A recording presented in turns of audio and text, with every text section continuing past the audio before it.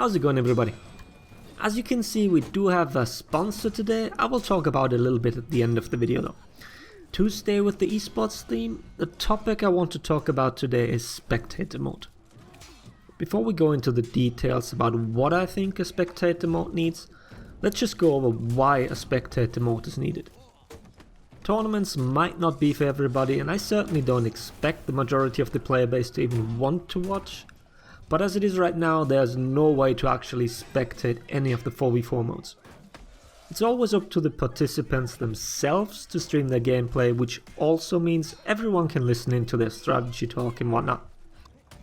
Well, that's not really the main issue. I feel like I'm repeating myself lately, but once again, the main issue is money. To be more specific, the prize money for these tourneys.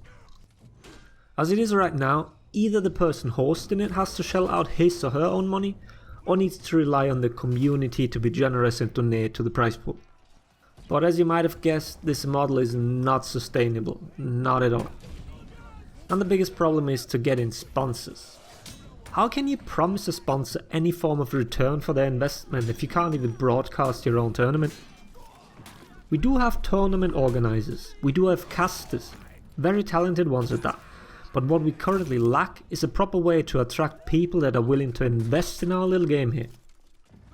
I'm sure no one is expecting this game to suddenly blow up as the next best esports title, but even a small but sustainable competitive scene can be very valuable, and as with most things in life, the main incentive will be money. But enough of that, let's talk about what we need to have in a Spectator Mode. I'll include both must-haves and things that would be cool but could totally do without. The most important thing is that we can have more than 8 people in a lobby, and by that I mean not just one more person as a spectator, but multiple. We see it in other esports, there are multiple casters connected to a game, people that are in charge of the camera for the broadcast, and maybe even a referee. Let's stick with the topic of people being in charge of the camera. If this is possible, then the option to have your own camera follow one of a different spectator needs to be available, meaning casters link their screen to the cameraman. Now we need multiple options for that person. We already have a point of view camera during the death screen, so that's already in the game and should be easy to implement. I think it goes without saying that there shouldn't be any limits to this. All 8 players must be selectable. The next thing which we also know is available, just not to us, is a free camera. Look at the earliest trailers, it's already in the game. The devs have used it for pretty much every cinematic that involves in-game footage. I think it's a little sad that they keep it for themselves, as I'm pretty sure many of our talented content creators would have already given us quite the stunning videos. And the last thing is a bird's eye view. And with that I mean a better one than we have right now, no limited angles, proper zoom in and zoom out, and also a better view of objectives. What they could combine this with is a proper map, not this shite minimap where we can see fuck all, but an actual detailed map. We know something along those lines already exists in the loading screen for each and every map. They even highlight objectives, ballistas, pickups and all that. Now imagine if you could pull this map up at the beginning of a round and highlight how each team spreads out the players. This would obviously require that players are shown on it. Everybody who has seen a CSGO tournament should be familiar with this. And if they want to take it a step further, this could also play into the bird's eye view that I mentioned before. Show players as an outline if they're in the building, but giving the viewer the full information is crucial. And a chat full of people yelling that something was missed because it was indoors is not a nice experience for the casters. Alright, all these options might be nice, but the main camera will still be the perspective from a player. I'm going to just list a few things that need to be on that screen. The name of the player we're currently spectating. Health, stamina and revenge bar. And not just from him or her, but from all players on the screen. The guard widget.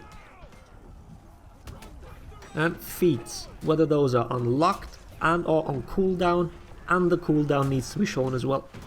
Same goes for perks should there ever be tournaments with gear enabled. All this might crowd the screen a little, and because of that I want a toggle option for each and every one of the things I listed. We're not done yet. The next thing is an extended scoreboard. The one we currently have when playing just doesn't cut it. And because all possible information on one screen is a dumb idea, I once again want the option to toggle things, or rather switch between multiple different scoreboards. If you ever watched the League of Legends scoreboard, you know they switch between two different ones at the bottom of the screen. This is the most basic option there is, so let's actually take this a step further. StarCraft 2 Spectator Mode offers a plethora of different stats that can be displayed, from economy stats to army stats, production tabs, tech trees and much more. Ubisoft already introduced a new stat with Breach, which is the objective score, but for that they sacrificed the death stat. Now with an interactive scoreboard for the Spectator we can have everything available to us. We can track kills, deaths and objective score. But instead of making the objective score a random number that means fuck all, let's actually show things like zone captured, zones defended, zones boosted, flags planted, minions killed, and more. But not only that, we can track damage, who has dealt the most damage in a match and who was the damage sponge. All of a sudden you can now put this in relation to the death stats and identify whether someone was good at surviving or always gave up renown. On the same accord we can track blocks and parries. And a stat which I think would be incredibly interesting is revenge. Who gave the most revenge to the opponents and who absorbed the most? For the lack of a better term, feel free to make suggestions. There are a ton of other things that will offer insight into the strategy of a team, and the casters have a way to label players with a certain role during a match. Maybe it's just me that likes looking at stuff like that, but this would actually allow proper analysis also for the teams themselves after a game. And with all that in the Spectator mode, we can also put this in the end screen of every normal match we fight during our own sessions. Now for things that would be nice to have but aren't really necessary. Stuff like team names or logos can be handled with stream overlays, but having it in-game would certainly be a nice touch.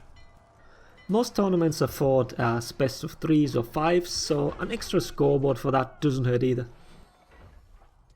And one thing that I already highlighted before is the fact that people can watch the stream and gain insight on the opponent. What did they pick, what's their feat loadout, and so on.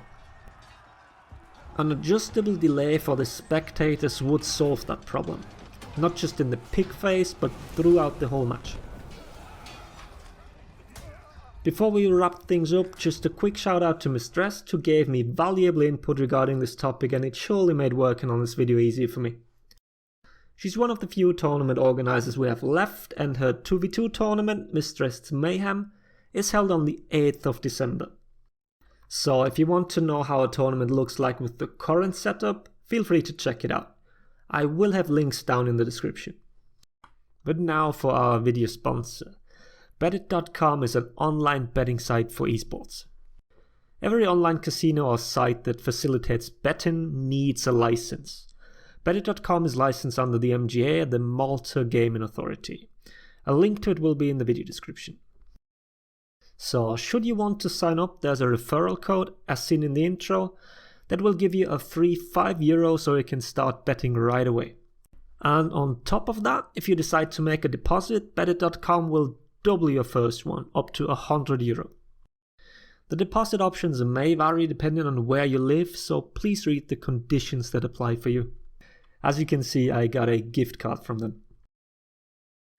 When you're all set, you have multiple different games you can choose from.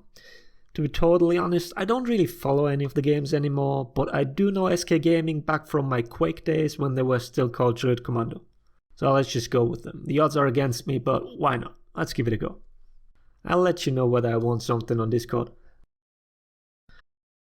Additionally, the site offers daily bonuses that get better the more you win. And there's also currently a giveaway which you can participate in if you wish. multiple gift cards, as well as a Corsair keyboard for first place. You will find all the relevant links in the video description, so if you're interested, feel free to check them out. Until then, thanks for watching. Laters everybody.